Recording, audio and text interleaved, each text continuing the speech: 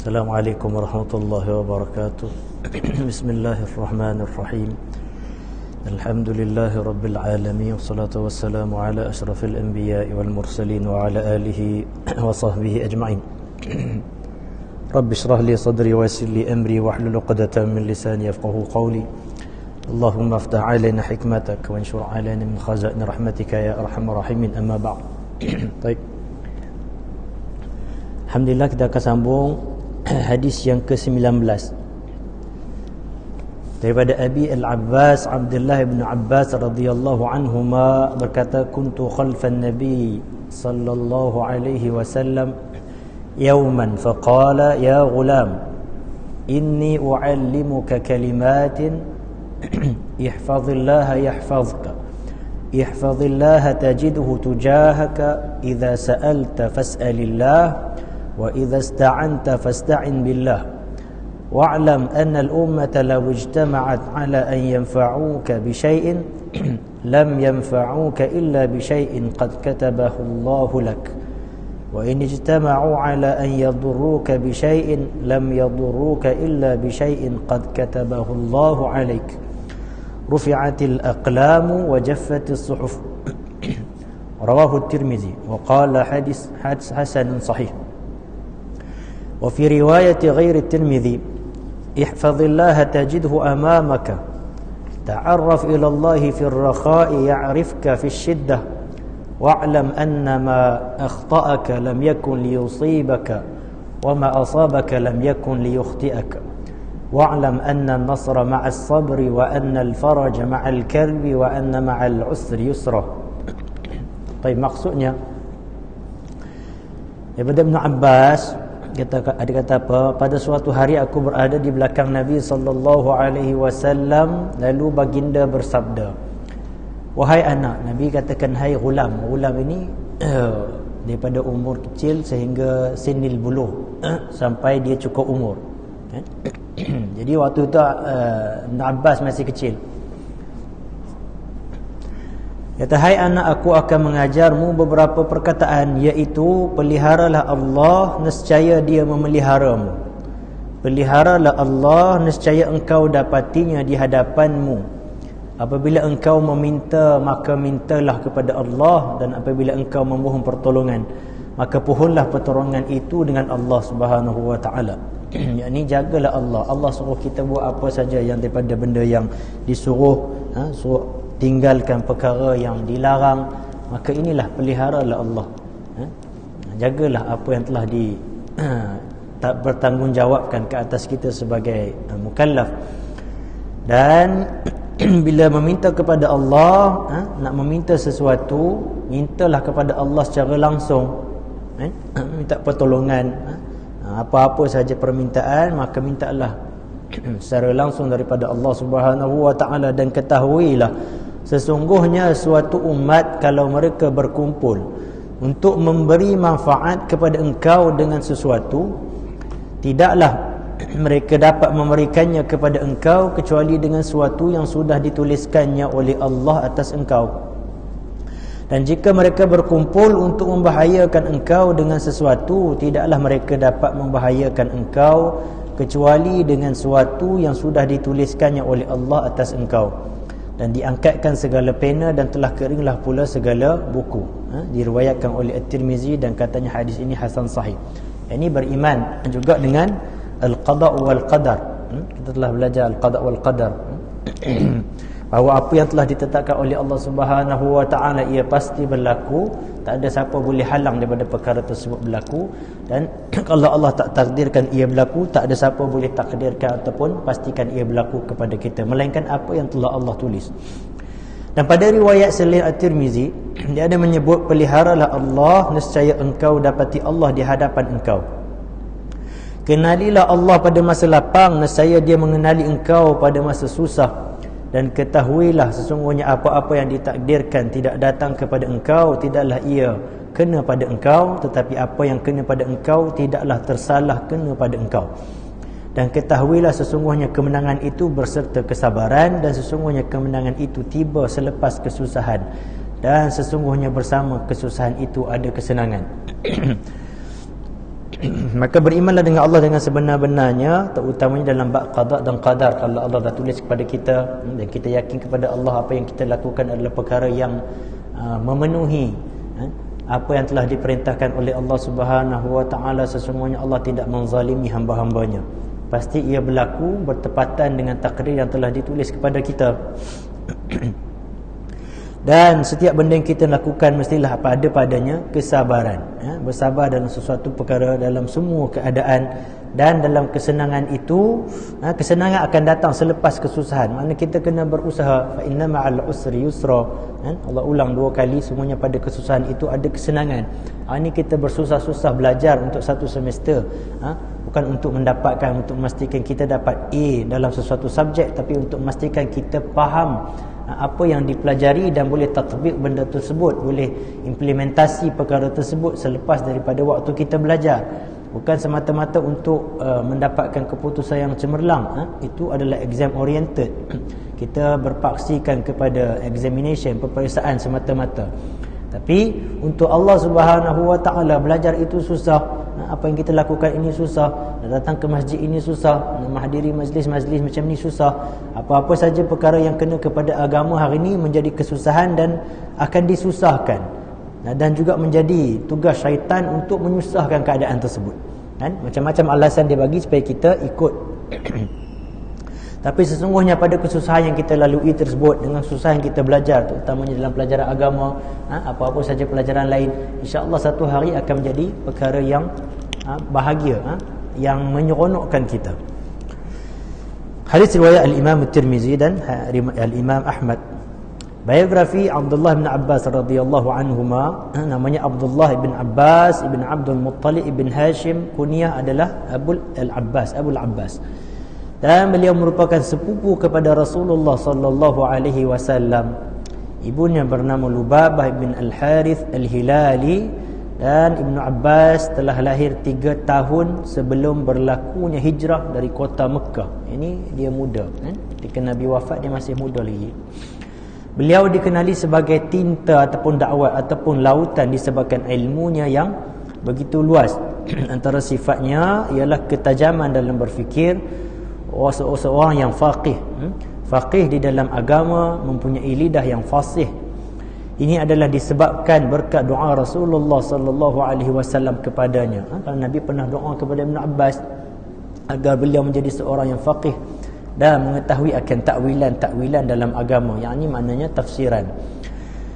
Sebagaimana doa Nabi sallallahu alaihi wasallam kepada Ibn Abbas, Allahumma faqihhu fid din wa 'allimhu at-ta'wil. Maksudnya, ya Allah, kau berikanlahnya, yakni kepada Ibn Abbas, kefaqihan, ini faham dalam agama, serta kau ajarkanlah kepadanya takwilan, yakni tafsiran. Sebab tu kalau kita buka kitab tafsir, banyak tafsir daripada Ibn Abbas. Ini berkat doa Nabi kepada dia. Dan Allah Subhanahu wa taala telah memakbulkan doa Nabi sallallahu alaihi wasallam dan menjadikan Ibn Abbas salah seorang sahabat yang agung dan besar walaupun usianya muda. Dan selain itu, beliau telah membaca dan mempelajari Al-Quran daripada Ubay ibn Ka'ab dan Zaid bin Thabit, sehingga beliau digelar sebagai terjuman Al-Quran, yang bermaksud orang yang pakar dalam mentafsirkan ayat Al-Quran.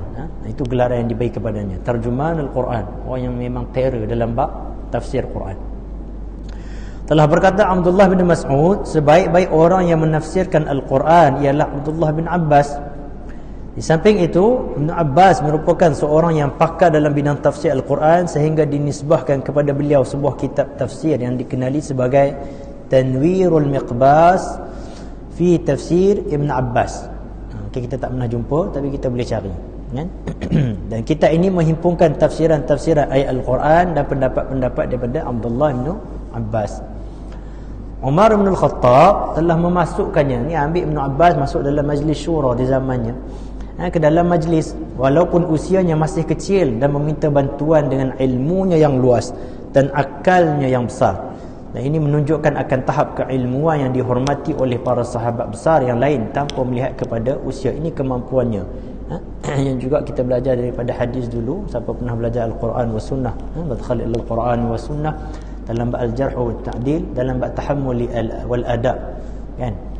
Jadi Maka ketika usia muda, tahammul al-hadis pada ketika muda, belum cukup umur, ini belum sinul al-bulugh, diterima pembawaannya, penerimaannya, pendengarannya, walaupun dia masih kecil.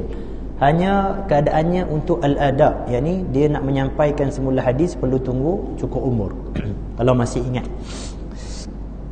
Menurut Ibn al-Jawzi, beliau telah menghafal dan meriwayatkan sebanyak 1660 buah hadis daripada Rasulullah sallallahu alaihi wasallam, manakala di dalam Musnad Imam Ahmad pula sebanyak 1692 buah hadis. Sangat banyak hadis, kan? Kita usia macam ni, umur belasan-belasan tahun, kita hafal lagu, kita hafal perkara-perkara yang tidak sepatutnya, kan?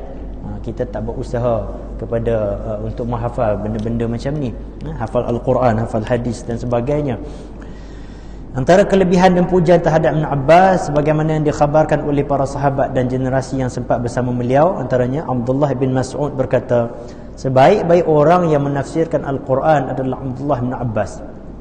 Ar-Rib'i Ibn Harraj telah berkata, Muawiyah telah bertanya kepada Ibn Abbas tentang beberapa masalah. Lalu Ibn Abbas menjawab masalah-masalah tersebut. Maka Muawiyah berkata, engkau benar wahai Ibn Abbas, aku bersaksi bahawa engkau adalah lidah bagi ahli keluargamu. Kemudian berkata orang-orang yang berada di situ, aku tidak pernah bercakap dengan beliau melainkan beliau dalam keadaan yang sentiasa bersedia. Ini Ibn Abbas ni orang yang alim, walaupun usianya muda, alim, ada ilmu, pakar dalam bab tafsir. Muawiyah sendiri tanya dia, Umar sendiri masukkan dalam majlisnya, majlis syuranya. Mujahid juga berkata, adapun Ibn Abbas digelar sebagai lautan disebabkan ilmunya yang banyak.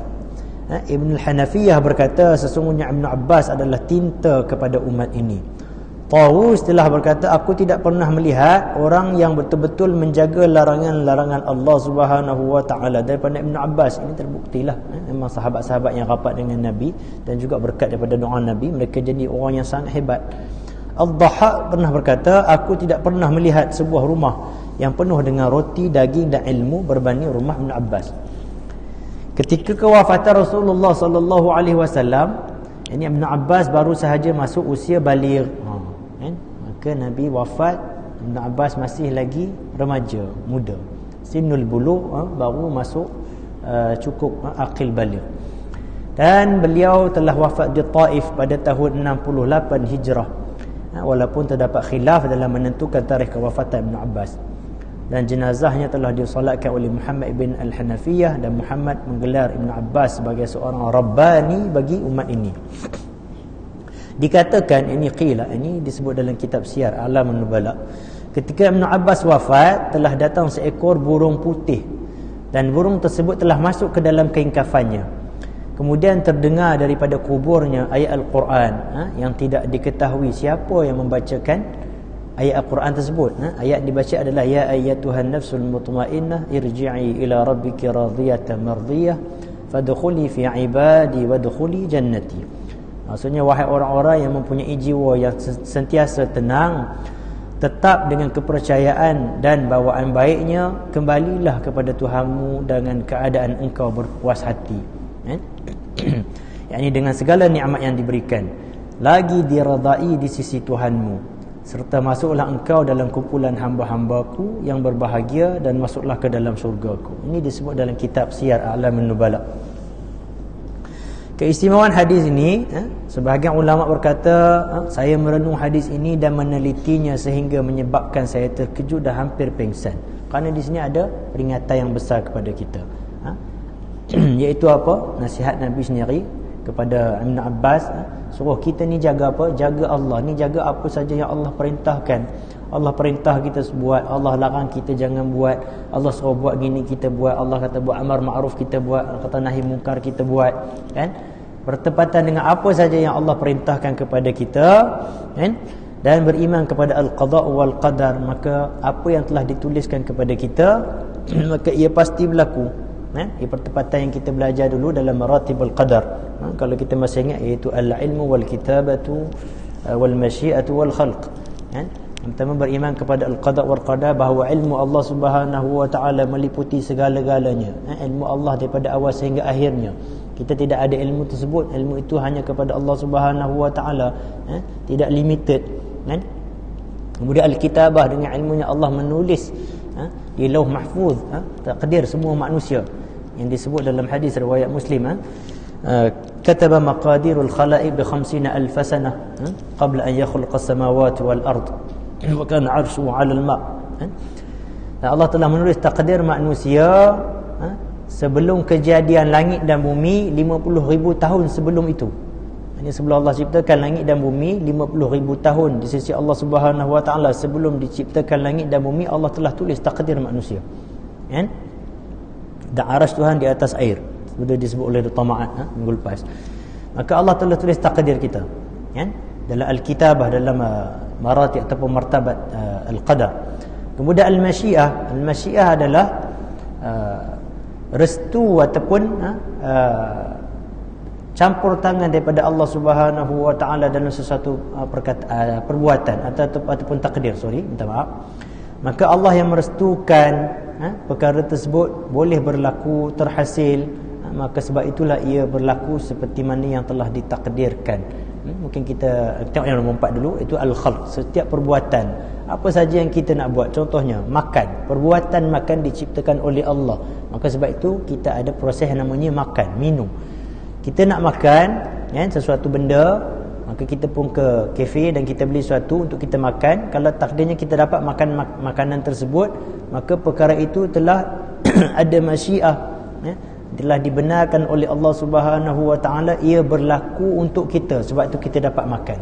Ada masanya kita beli satu makanan tapi kita tak sempat makan, mungkin terjatuh ataupun rosak, kan? Kita letak sebentar, kucing datang makan, maka itu bukan yang telah dituliskan kepada kita. Mana ada masyiah di situ, dan perbuatan tersebut kita pilih untuk melakukannya, dan kita faham setiap perbuatan kita buat adalah Allah yang ciptakan perbuatan tersebut. Kita hanya memilih untuk melakukan dan Allah benarkan. Itu makna masyiah. Ulama hadis ini, Al-Imam Ibn Rajab Al-Hambali berkata, hadis ini mengandungi beberapa wasiat agung dan prinsip utama mengenai perkara yang terpenting berkaitan dengan agama ini. Kita dah sebut tadi, antaranya adalah al-qadar, dan juga jaga apa saja yang Allah perintahkan kepada kita. Dan sebahagian ulama berkata, aku telah meneliti hadis ini dan aku dapati ianya cukup menakjubkan. Amat malang sesiapa yang jahil dengan hadis ini dan tidak dapat mendalami pengertiannya. Kalau kita tidak beriman kepada al-qada dan qadar dengan cara yang sebenarnya, maka kita banyak akan berat kepada keadaan seperti al-qadariyah ataupun al-jabariyah. Kita mungkin akan menyalahkan takdir. Kita akan mengatakan Allah itu tidak berlaku adil, kan? Kenapa ia berlaku kepada aku? Kenapa dikatakan takdir tapi benda yang berlaku kepada dia rasa sangat berat, sangat terseksa dengan keadaan tersebut? Kerana ia tidak memahami takdir, tidak memahami konteks sebenar dalam al-qada'i wal qadar. Kalau kita dah study, tapi hari tu kita tertidur sampai kita tak boleh, tak bangun dan telefon untuk mengambil peperiksaan final examination contohnya, maka itu takdir yang telah dituliskan kepada kita. Kepada siapa kita nak salahkan? Salah kepada Allah, salah kepada diri sendiri. Kita dah baca, dah bersedia, ataupun kita dah ambil examination, kita ambil peperiksaan, tapi kita mengharapkan kita dapat keputusan yang baik, dan kita usaha memang dah terbaik, tapi rupanya kita dapat kurang daripada keputusan yang sepatutnya, mungkin dapat B+ dan sebagainya. Maka itulah takdir yang telah ditetapkan kepada kita. Maka kita kena belajar menerima takdir dengan cara yang sebenar. Hadyun Nabawi ataupun istifadah pada hadis ini, wajib bagi kita umat Islam mentaati perintah Allah Subhanahu wa taala, sama ada yang wajib secara fardi bersendirian atau bersifat jamaah. Apa saja yang Allah perintahkan kepada kita, kita kena buat, tak boleh tinggalkan. Apa yang dilarang, usaha tinggalkan sekuat hati. Antaranya ialah melaksanakan ibadat solat, apalagi jika dilakukan secara berjamaah di masjid ataupun di surau. Rasulullah SAW menyebut dengan kalimah ghulam, wahai budak, anak, kerana usia Ibn Abbas masih kecil pada ketika itu. Dan kemudian baginda menyebut untuk mengajar beberapa kalimat bertujuan memberi peringatan. Yani Ibn Hajar Al-Asqalani berkata, Rasulullah SAW melihat beliau layak untuk menerima wasiat sekalipun masih kecil. bukan sebarangan orang yang dipilih oleh Nabi SAW untuk memperkatakan sesuatu. Maka itulah jadi kehebatan dan kemuliaan Ibnu Abbas radhiyallahu anhuma. Walaupun kecil Nabi dah nampak benda yang baik daripada dia. Orang ni budak yang cerdik, budak yang pandai, dan doa Nabi lagi kepada dia menjadikan dia jadi orang yang hebat. Sifat Rasulullah SAW sebagai murabbi, sentiasa mendidik sahabatnya sekalipun sahabat tersebut masih kecil. Maka inilah yang sepatutnya menjadi agenda orang Islam yang dewasa dan ibu bapa untuk mengasuh dan mendidik nilai mulia iman dalam masyarakat. Kita kalau tengok anak-anak kita ada adik-adik kecil, kan? Jangan kita gunakan alasan dia masih kecil, dia belum bersedia untuk menerima ilmu, dia masih tak tahu apa-apa, biar dia berseronok dulu. Tak salah. Memang itu usianya, fitrahnya dia akan main banyak dan sebagainya. Tapi kalau kita bermula daripada awal, orang Melayu pun kata melentur buluh biarlah daripada rebungnya, kan? Boleh jadi bentuk yang kita nak. Kalau kita tunggu dia besar nak paksa, tunggu dia masuk sekolah menengah ataupun masuk universiti baru kita suruh dia hafal Al-Quran, maka dia takkan buat. Suruh dia belajar agama, bila dia umur dah sekolah menengah baru kita wajibkan dia pakai tudung, kan? Kita tak biasakan, dia budak-budak, kita kata dia belum cukup umur. Maka kalau kita tak latih daripada kecil, maka kita tak tahu kemampuan anak-anak tersebut, budak-budak tersebut, kan? Dan kita hari ni yang berada di sini, kita mungkin rasa sungguhnya kita ini telah terlambat dalam proses pelajaran agama, kan? Kita boleh rasa macam tu. Kalau tak rasa, saya tak tahu. Sepatutnya kita akan rasa macam tu. Kata masa kenapalah dulu masa aku muda tak dibagi tahu tentang ilmu-ilmu macam ni. Mungkin kita tak masuk sekolah agama, kita masuk sekolah-sekolah biasa, sekolah sains, tak ada masalah pun.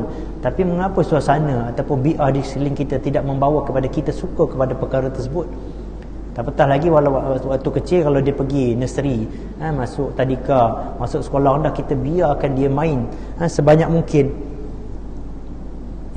Kita kata dia muda lagi, kecil lagi, kan? Tak ada masalah, nanti dia besar dia reti. Ini masalah, kan? Patutnya kita didik daripada dia kecil.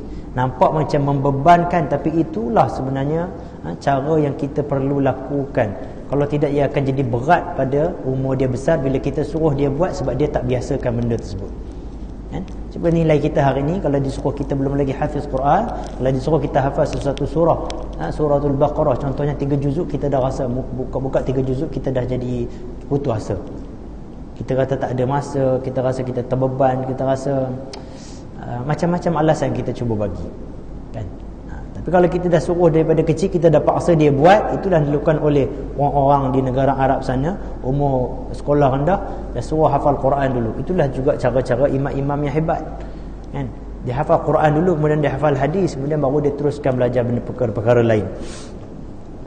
Perkataan peliharalah Allah dalam hadis tadi dengan maksud menjaga segala batasan dan syariahnya, maka inilah pendapat Syekh Tahtawi. Ini dengan cara melaksanakan perintahnya. Allah suruh buat, kita buat, dan menjauhi segala larangannya.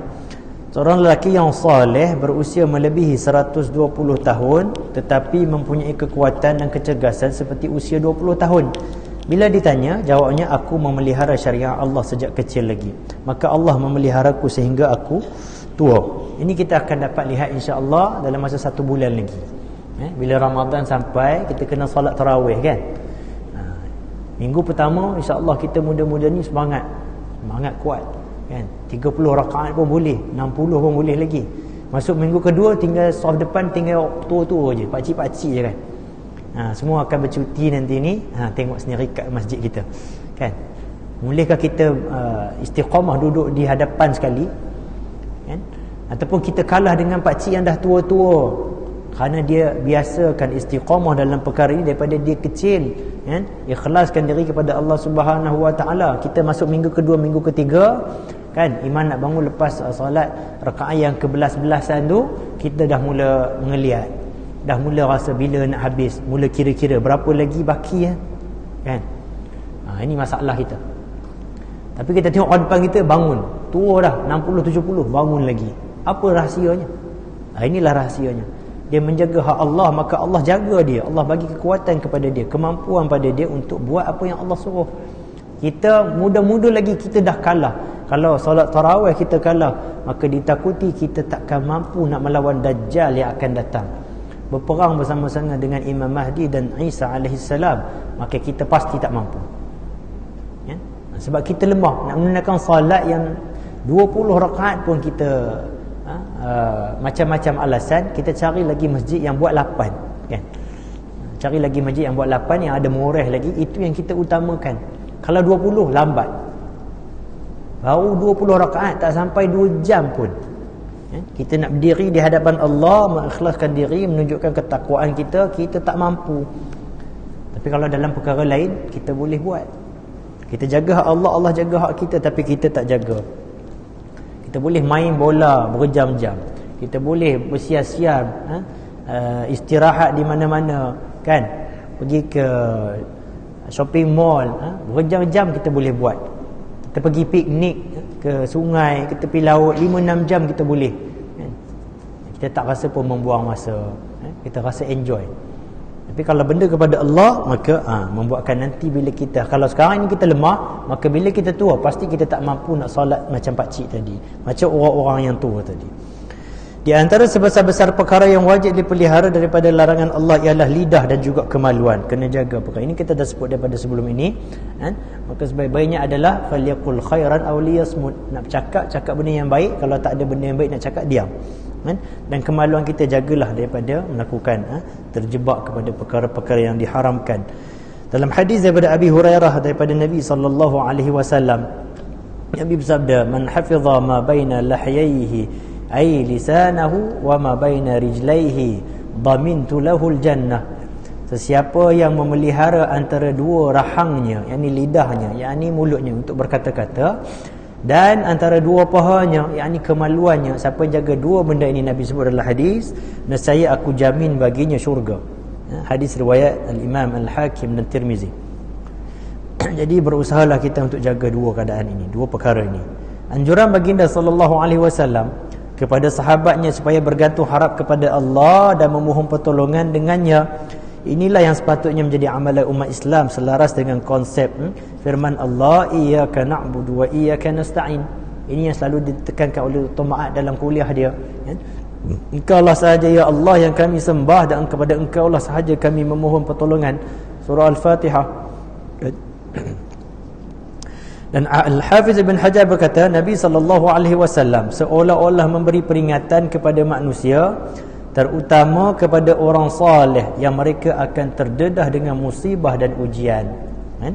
Hal ini berbetul dengan firman Allah, walanabluwannakum bisyai'in minal khawfi wal ju'i wa naqsin minal amwali wal anfusi wath thamarat wa basyirus sabirin. Maksudnya, demi sesungguhnya kami akan menguji kamu dengan sedikit perasaan takut kepada musuh, dengan merasai kelaparan, dan dengan berlakunya kekurangan dari harta benda dan jiwa serta hasil tanaman, dan berilah khabar gembira kepada orang-orang yang sabar. Benda-benda ini boleh berlaku kepada kita, kan? Dengan rasa takut, bukan takut kepada hantu semata, takut kepada musuh. Ini perkara normal. Kalau kita berhadapan dengan musuh, kita pasti akan rasa takut. Takut dengan merasa kelaparan, diuji dengan rasa kelapar, tapi mungkin di CFS kita masih belum rasa, kan? Sebab kafe, Masya Allah, macam-macam ada, kita tak teruji dengan benda tersebut. Kekurangan harta benda, tak cukup duit dan sebagainya, ataupun hilang jiwa, yakni kematian yang berlaku, ataupun serta hasil tanaman yang berkurangan.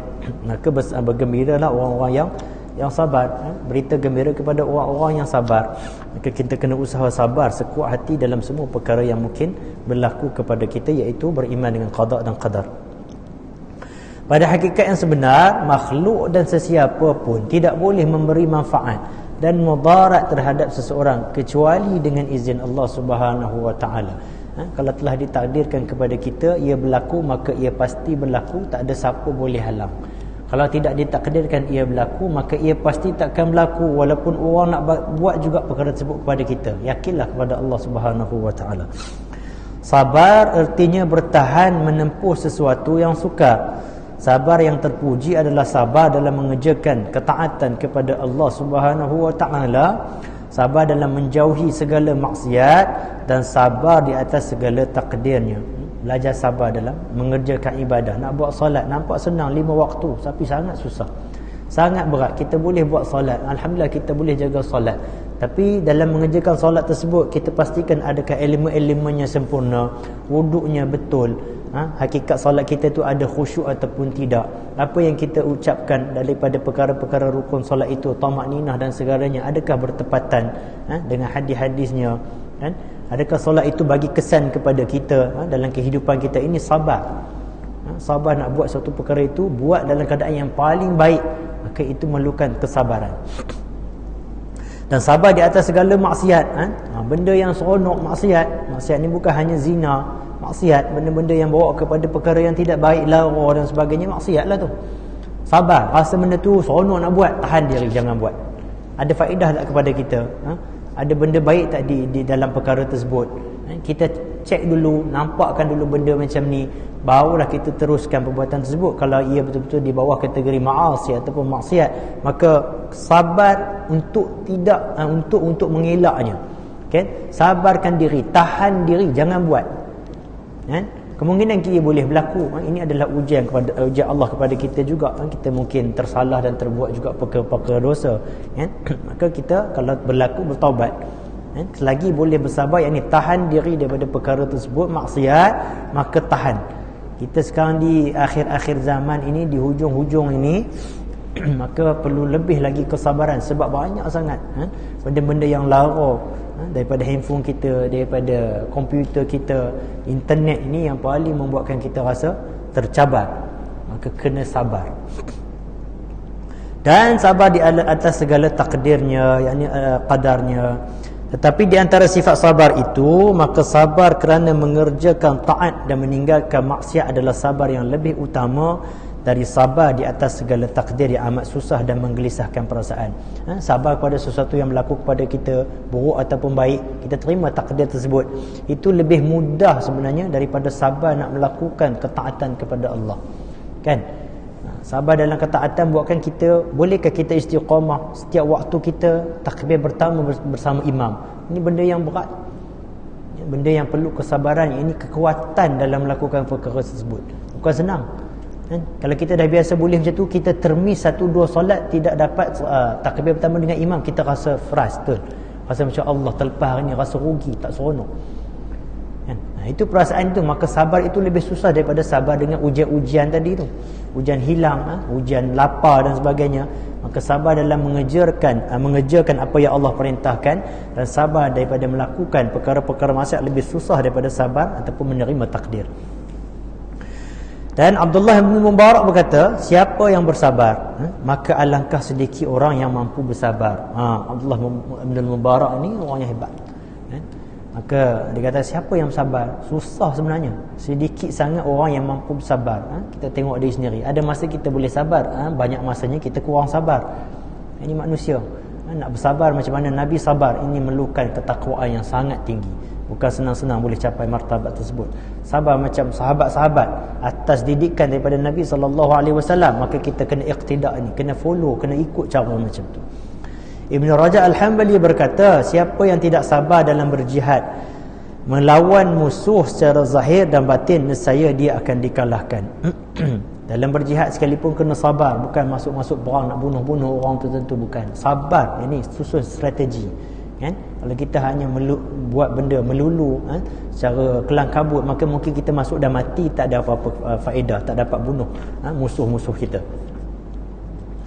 Syekh Salih Al-Utsaimin berkata, seseorang itu tidak boleh memberi manfaat sekiranya telah ditakdirkan oleh Allah Subhanahu wa taala, dan sekiranya sudah ditakdirkan maka tiada sesiapa yang boleh menghalangnya melainkan Allah Subhanahu wa taala. Kita dah sebut tadi sabda Nabi sallallahu alaihi wasallam, kataballahu maqadiru ahli samawati wal ardi qabla an yakhluqahum bi 50,000 sanah. Hadis yang saya sebut tadi, ini dalam riwayat lain, dalam riwayat Muslim juga, Allah telah menulis takdir bagi setiap penduduk langit dan bumi sebelum menciptakan keduanya dengan 50,000 tahun. Lama sebelum itu. Dan qada dan qadar wajib diimani oleh orang Islam. Walaupun begitu, ia hendaklah seiring dengan usaha dan berdoa kepada Allah dalam mengimani rukun iman yang berkaitan qada dan qadar. Yang ini bukan kita duduk diam saja, kan? Kita masuk semester ni ambil subjek madkhal ilal fiqh, tu kita pun study macam tu je, tak apalah. Kalau aku dapat A, alhamdulillah.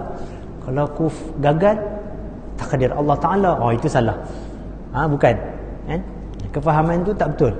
Kan? Ini boleh bawa kepada sama dengan cara Murji'ah. Minta maaf, dengan Jabariyah. Kan? Bahawa Allah yang menetapkan segala-galanya, kita tidak ada campur tangan ataupun tak terkesan langsung pilihan yang kita buat, perbuatan yang kita buat dengan masyiatullah, dengan campur tangan daripada Allah Subhanahu wa taala, restu daripada dia membuatkan suatu perkara tersebut berlaku. Maka perlulah kita berusaha buat, bukan duduk saja tunggu dan sebagainya, bukan. Kita kena usaha, study dan sebagainya. Maka Allah perkenankan dengan usaha yang kita lakukan, maka Allah akan bagi setimpal dengan perkara tersebut. Allah tengok kita rajin study, study pula betul-betul ikhlas kerana Allah Subhanahu wa taala, bukan nak tunjuk kita pandai, bukan nak tunjuk kita rajin, bukan semata-mata aku boleh dapat A, membuktikan kepada orang lain ataupun kepada ibu bapa kita, bukan. Tapi kita buat kerana kita memang minat belajar pelajaran tersebut, kuliah tersebut, departmen tersebut. Maka kita belajar untuk siapa? Untuk Allah Subhanahu wa taala. Bukan untuk sebab saya nak jadi nak kerja benda-benda macam ni, sebab gaji dia besar 10,000, 20,000. Maka itu tidak ada keikhlasan pada perkara tersebut. Ia mungkin boleh berlaku, Allah takdirkan ia berlaku, tapi betulkah ia berlaku dengan balasan yang sepatutnya kepada kita, membuatkan kita lebih dekat kepada Allah, atau membuatkan kita lupa kepada Tuhan dengan nikmat akan dibagi selepas itu, kan? Kalau kita pilih bidang-bidang yang macam IRK, kita akan kerja biasa saja, kita tak boleh bayang dah gaji 60,000, tak ada. Kalau kerja doktor mungkin gaji boleh pergi 100,000, kan? Maka dia mengganggu kita punya pilihan di sini. Kita disuruh berpilih untuk buat satu keadaan, tapi pilihlah dengan cara yang sepatutnya, usaha dengan qadar yang sebaiknya, yang terbaik, dan berimanlah dengan qadar yang Allah akan tulis kepada kita. Yang ni Allah dah tulis dulu dah, maka ia akan berlaku saja kepada kita. Aplikasi hadis, dia kata jangan mudah berputus asa walaupun takdir telah ditetapkan. Jangan putus asa, teruskan. Jangan kata biarlah Allah dah takdirkan, tak perlu buat apa-apa. Maka itu adalah akidah Jabariyah. Maka kita tak boleh buat apa-apa lagi, semuanya sandar kepada Allah saja. Kalau buruk kan, semuanya kepada Allah. Maka kuatkan semangat, tabahkan hati, mintalah pertolongan kepada Allah Subhanahu wa taala. Wahab bin Munabbih rahimahullah berkata, aku telah mencatat dari kitab seorang daripada Hawariyin, jika ditimpa kepadamu bala, maka senangkan hatimu, sebab engkau telah dijalankan di jalan para nabi dan salihin. Tengok dia kata apa. Kalau datang bala kepada kita, apa saja yang berat kepada kita, maka sabarlah dan bergembiralah, dia kata. Bagi orang kita rasa seronok, senang. Sebab apa? Benda-benda ni hanya dilalui oleh orang-orang soleh, nabi-nabi saja, dia kata. Jika diberikan kepadamu kesenangan, maka menangislah, sebab engkau telah diperjalankan di atas jalan yang berlawanan dengan jalan yang dijalani oleh para nabi dan salihin. Kalau kita rasa mudah je hidup kita, senang aja kita rasa enjoy selama kita hidup, kita patut rasa susah. Kita kena menangis sebanyak mungkin, sebab kita diperjalankan di atas jalan orang-orang yang bukan cara nabi. Kalau kita selalu susah, ditimpa masalah, ada je benda-benda yang kita rasa ujian pada kita, maka seronoklah. Sebab itu cara-cara nabi. Nabi diutus dan dibagi masalah kepada mereka, ujian yang berat kepada mereka.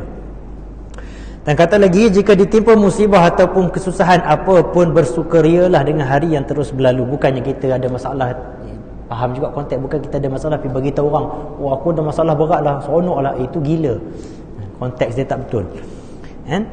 Bersukarialah dengan hari yang terus berlalu, kerana penggantian hari demi hari akan semakin mengurangi umur kesusahan itu. Susah, lalui hari-hari seperti biasa, cuba cari penyelesaian. Kalau tak jumpa, teruskan kehidupan macam tu. Kesusahan adalah satu rentangan umur seperti umur manusia yang tidak boleh kamu andaikan bilakah ia akan berakhir. Kita tak tahu bila akan selesai masalah tersebut, lalu saja. Kalau Allah takdirkan ia selesai dalam 10 hari, kita dah lalui 5 hari, baki 5 hari saja. Betul tak? Cuma kita tak tahulah dia 10 hari, betul? Kita tak tahu bila ia akan berakhir, tapi ia akan mengurangkan benda tersebut. InsyaAllah sekali lagi. Dan hadis menunjukkan bahawa kehidupan di dunia berputar antara susah, kemudian diikuti dengan senang, dan kesempitan diikuti dengan keluasan. Maka maka banyakkan doa kita kepada Allah Subhanahu Wa Taala dalam melalui perkara-perkara ataupun ujian yang berlaku pada kita, apa saja yang berlaku, maka doa seperti doa yang pernah diajar oleh Rasulullah sallallahu alaihi wasallam kepada Ibnu Mas'ud radhiyallahu anhu, Allahumma ihfazni bil islami qa'ima wahfazni bil islami qa'ida wa la tuti' fiyya aduwan wa la hasida. Allahumma ihfazni bil islami qa'ima wahfazni bil islami qa'ida wa la tuti' fiyya aduwan wa la hasida.